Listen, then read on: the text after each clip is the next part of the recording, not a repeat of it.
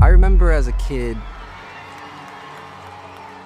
seeing Uncle Michael on stage and how loud that arena was. And the sound of the fans screaming. I just saw the love that they had for Michael and my family. It was a lifetime experience, or I should say, a defining moment in my life that I think I won't experience anything like that. Just having that first time experience on a set, but to portray my Uncle Michael. The media called Michael Jackson the most powerful icon in the entertainment industry. But behind the closed doors of his family home, he was simply Uncle Michael, the man who would secretly hide behind an arcade machine while playing with his nephews, and who once bought them an enormous candy dispenser. That contrast remained hidden for decades. The moment he died, a new wave of accusations suddenly erupted. The media delivered one guilty verdict after another, while evidence presented by the Jackson family in his defense was pushed aside. Everything appeared to follow a perfectly constructed script, one that exploited a cruel legal loophole and targeted an estate worth billions of dollars. But what if the accusations the public once believed were actually part of a carefully calculated extortion scheme? Then who was the real Michael Jackson? Uncle Michael and the memories the world never saw. Before Neverland became the center of investigations and media scrutiny, the Jackson family home in Havenhurst was the only fortress protecting Michael Jackson from the cameras. Outside its iron gates, lines of photographers waited constantly, ready to chase him wherever he went. But the moment anyone stepped inside, the Jackson family enforced one strict rule: every pressure from the entertainment industry had to remain outside the door. During family game nights, there were no security teams standing nearby, no cameras recording every movement, and no one was allowed to mention album sales or music charts. Michael would set aside his expensive stage costumes. He wore ordinary pajamas, sat directly on the floor, and joined his nephews and nieces in their noisy games. He deliberately created a protective space around himself. It allowed him to separate his role as one of Hollywood's greatest money-making forces from his identity as an ordinary man who needed the emotional support of his family. His determination to protect that private world reached its fullest expression when he created Neverland. The press repeatedly portrayed the estate as a strange and isolated kingdom, but to Jaafar and the other children in the family, it was simply a place where they could feel completely safe. They could play hide and seek for hours, enjoy the amusement rides, and watch movies without worrying that strangers were watching them. The rhythm of life there was the complete opposite of the exhausting pressure Michael experienced during his world tours. At times, the man who possessed more power than almost anyone else in the music industry was willing to erase his superstar image completely. Michael would quietly curl himself into a small space behind an old arcade cabinet in a dark corner of the entertainment room. He would pull his knees close to his chest and cover his mouth to hide his laughter as he listened to his nephews running through the room, searching for him. There was no script behind this moment, and it was never intended to improve his public image. It completely erased the distance between an icon isolated by the world and an ordinary uncle playing with his family. Michael did not need to defend himself there. He was simply experiencing the most genuine connection he could find. That closeness was always accompanied by his extraordinary generosity. Much of Michael's behavior came from the fact that his own childhood had been taken from him beneath the stage lights. Because of that, he constantly tried to give the next generation the experiences he had been denied. One morning, while the family was gathered around the breakfast table, a young Jaafar refused to eat the food in front of him. Instead, he insisted that he wanted candy. Rather than dismissing him as most adults would have done, Michael stopped, looked at his nephew, and nodded. He did not simply give Jaafar a few pieces of candy. He announced that Jaafar could take the entire giant candy machine home with him. It was not an empty promise intended to calm a child. A few days later, an actual vintage candy machine was delivered to Jaafar's home. It was enormous and it occupied nearly half the hallway. For years afterward, it remained standing inside the house as physical proof of something the family understood very well. Even the most spontaneous promise Uncle Michael made to his family was treated seriously. These ordinary memories directly shaped Jaafar's understanding of his uncle. They created a truthful portrait of a man who deeply longed for the love of his family, completely contradicting the image of a calculating eccentric repeatedly presented in the press. Yet the comfort and stillness of the family living room disappeared the moment Michael entered a recording studio. When he faced the music, the man who longed for peace immediately pushed himself into a brutal battle with perfection. Michael Jackson's artistic vision and extraordinary mind. The comfort and stillness Michael found inside his family home disappeared completely when he crossed into the world of work. Inside the recording studio, he forced himself into a relentless battle with perfection. He did not follow the ordinary schedules of the music industry. Michael was willing to spend 3 or 4 years perfecting a single song. There was no room for compromise and no place for shortcuts. He pushed himself and his entire technical team toward exhaustion in pursuit of a sound that could survive the test of time. This perfectionism was most clearly revealed in the smallest details. Some master recordings had already been completed and declared flawless by the sound engineers, yet Michael still ordered them to be discarded. During one recording process, he required the entire team to repeat the work dozens of times over a period of 3 years. For one reason, the finger snap in the chorus did not have exactly the right resonance. He refused to release the song until that sound matched what he could hear inside his mind. This endless practice and his refusal to accept personal limitations allowed him to raise the quality of popular music to a level few artists had ever reached. He carried the same mindset onto the stage. Every detail the audience saw during a concert was the result of strict visual calculation. Michael deliberately wore pants that were shorter than usual so that his white socks remained visible. This was not a random fashion choice. During rehearsals, when the stage lights were lowered, Michael personally cut pieces of reflective tape. He carefully attached them to each pair of white socks. He calculated how strongly they reflected the light, making certain that even the person sitting in the most distant row of a dark stadium could clearly see every movement of his moonwalk. Because of that preparation, his performances often felt like acts of magic. Michael spent months studying the physics of the human body. He analyzed how weight shifted from one heel to the toes of the opposite foot.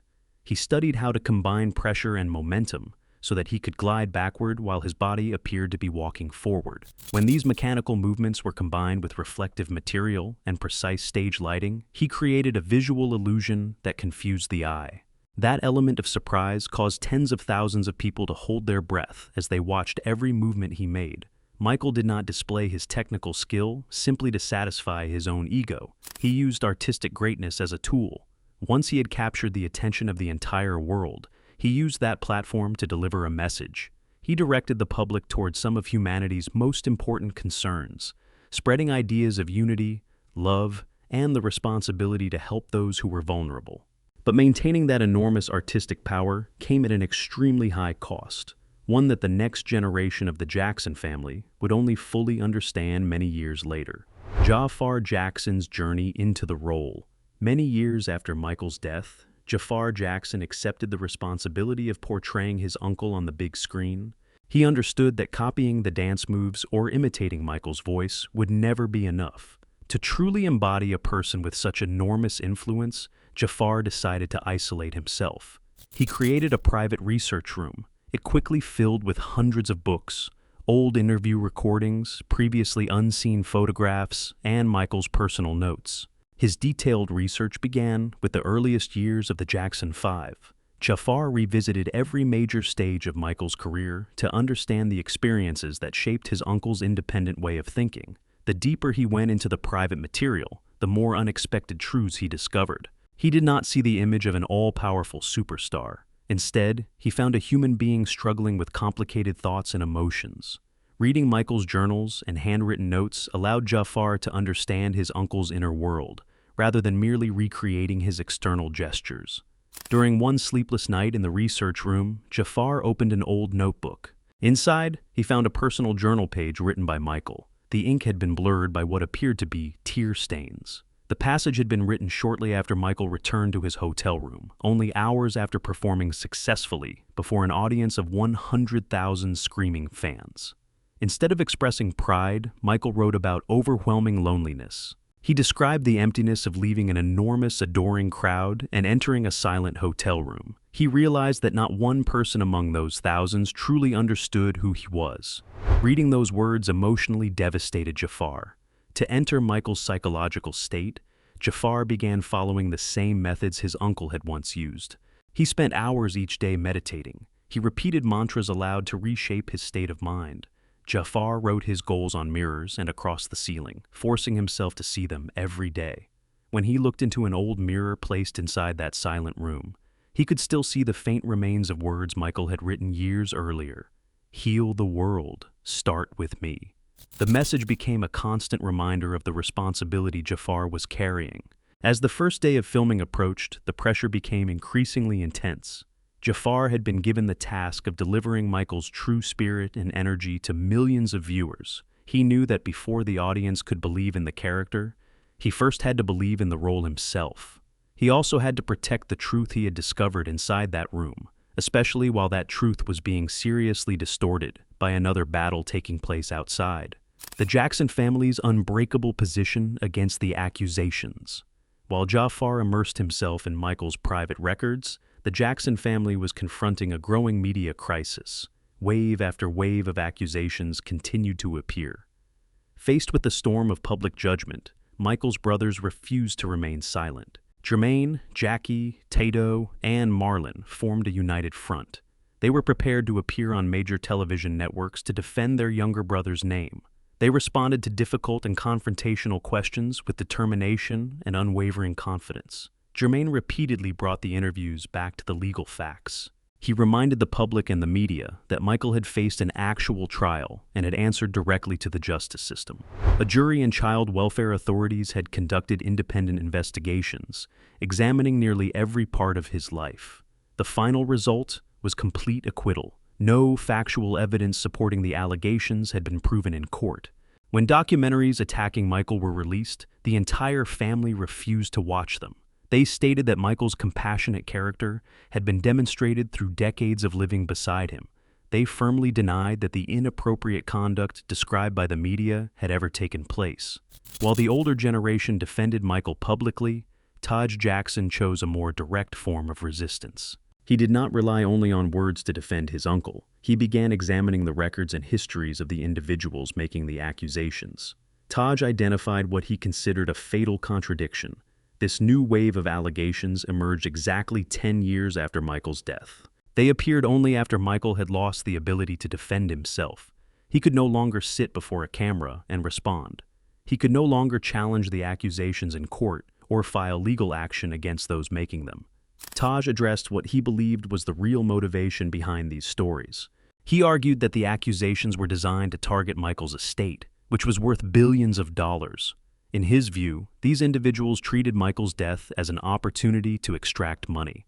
Taj's argument was not based only on personal speculation. He pointed to what he described as an important piece of physical evidence, handwritten notes belonging to Wade Robson that were discovered by representatives of the estate. According to the Jackson family's account, the paper contained a list of points outlining how the story should be constructed. One line allegedly described a strategy for telling the story in a way that would make it easier to gain public sympathy.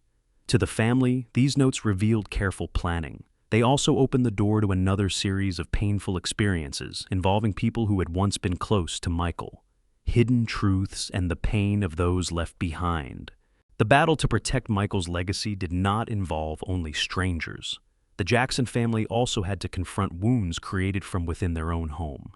Years earlier, LaToya Jackson had caused a public shock when she made statements accusing her brother. Many years later, she appeared before the media and formally withdrew those claims. She firmly stated that her brother was not a child molester. She also revealed what she described as the dark circumstances behind her earlier statements.